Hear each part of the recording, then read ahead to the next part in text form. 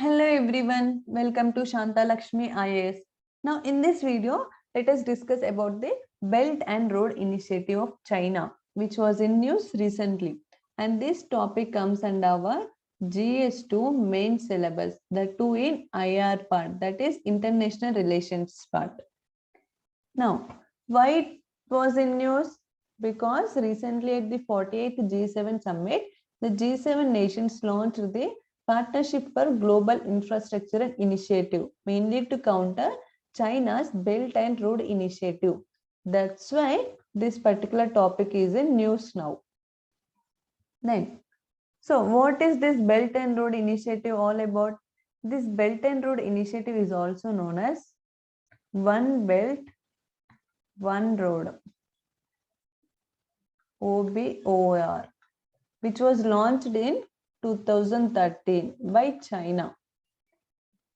It mainly focuses on connectivity and cooperation among countries, primarily in Eurasia.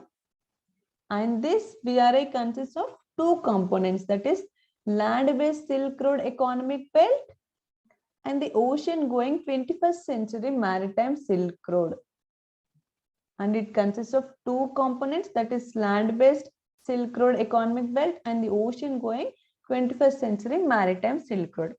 And it is known as One Belt, One Road Initiative. And then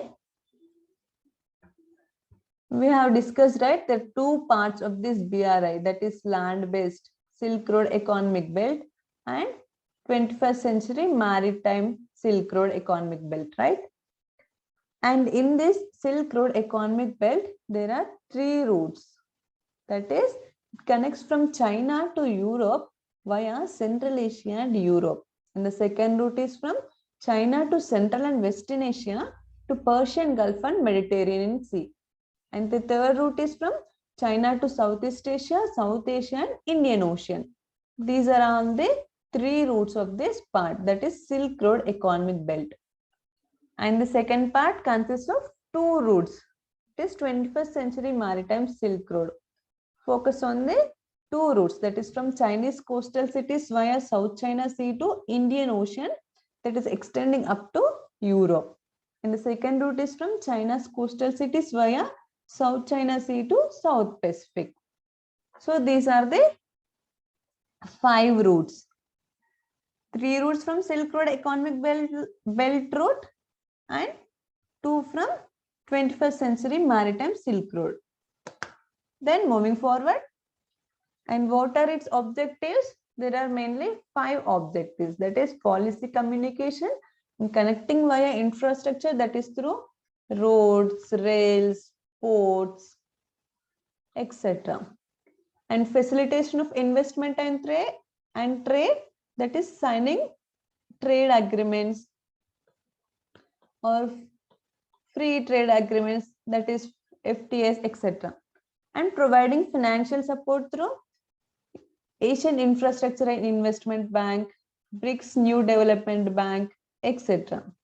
And ensuring people-to-people connection through cultures, festivals, etc. So these are all 5 objectives of this BRI, that is policy communication, connection via infrastructure, facilitation of investment and trade, promoting financial support, and enhancing people-to-people connection. Then moving forward, and what is the BRI significance for China? This will enhance the China's global political and strategic influence in the Eurasia part. And it also strengthened China's presence in the Eurasian region, and it put it in a commanding position over Asia's heartland. So these are the 2 important benefits for China, that is through BRI. Then moving forward, it's been 9 years, right, since the China launched this BRI. So there are many issues over this project. We'll see that now. That is, mainly the projects are funded through the Chinese monopoly, that is Chinese state funded banks only, which encouraged corruption. And due to the absence of any private players in this project, there is no competitive element in the program, which reduce the efficiency of the projects. And there is lack of transparency. That is, China signed many confidential agreements with the nations in giving the low interest loans. And it raised environmental concerns. That is, China built a large coal-fired power plants in many nations, which raised the environmental concerns. And now this BRI has been facing backlash in various countries. That is, many nations have been cancelling these projects with China. What are the issues? Monopoly, which increased the corruption, no private players and no competitive element, and reduction of efficiency, lack of transparency and environmental concerns, and facing backlash in various countries. These are the issues with the BRI. Now, and the concerns for India. India is not a part of, India has not signed a BRI project with China, right? It will hamper India's strategic interest. How? The China-Pakistan economic corridor, that is, China signed agreement with the Pakistan, that is, China-Pakistan economic corridor passes through POK, that is, Pakistan occupied Kashmir and Balochistan, both of which are home to a long-running insurgency where it faces terrorism and security risk. And the CPEC would hamper India's strategic interest in South Asian region and can aid Pakistan's legitimacy in the Kashmir dispute too. This is a concern for India, right? And this, China also attempt to extend CPEC to Afghanistan, which may undermine India's interest in the Afghanistan. This is one concern. And the second is that China's strategic rise in the subcontinent. How? Along with China-Myanmar economic corridor and China-Pakistan economic corridor, China signed a pact with China-Nepal economic corridor, which link Tibet to Nepal. And the endpoints of this project will touch the boundaries of the Gangetic Plain, which will signify the economic as well as strategic rise of China in the Indian subcontinent. So this is the major concern. These are the two major concerns for India regarding the BRI. And now, so what are the global initiatives have been launched to counter this BRI? There are three global initiatives, that is PGII, Partnership for Global Infrastructure and Investment. It was launched by G7 at the 48th G7 Summit. This is the context, right, for which we are discussing this topic now. And regarding this PGII, we have made a video.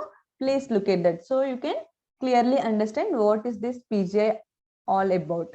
And the second one is that Blue Dot Network Initiative, and it is a multi-stakeholder initiative launched by the three nations, that is US, Japan and Australia.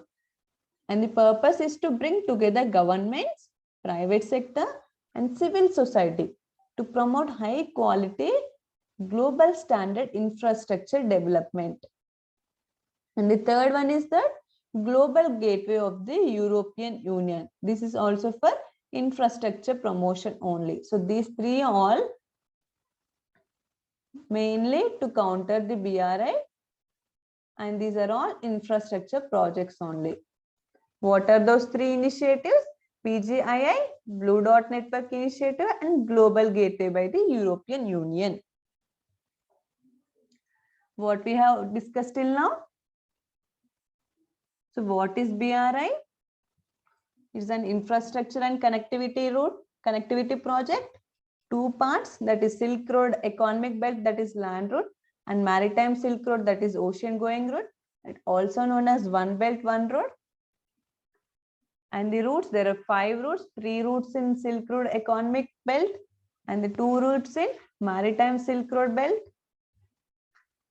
And the objectives, 5 objectives, that is policy communication, infrastructure via connection via infrastructure, facilitation of investment and trade, providing financial support, enhancing people to people connection.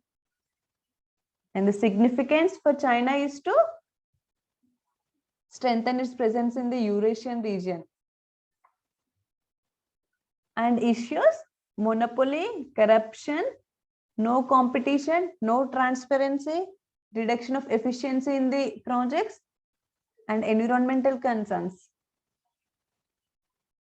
And concerns for India, 2 concerns, that is China-Pakistan economic corridor, Kashmir dispute, the Afghanistan's interest, and the China's rise in the China's strategic rise in the Indian subcontinent, that is presence of China in the Indian subcontinent. And 3 global initiatives, that is PGII, Blue Dot Network Initiative, and Global Gateway. These are all about the BRI. With this, we'll end the session here. If you like, please like and share. Thank you.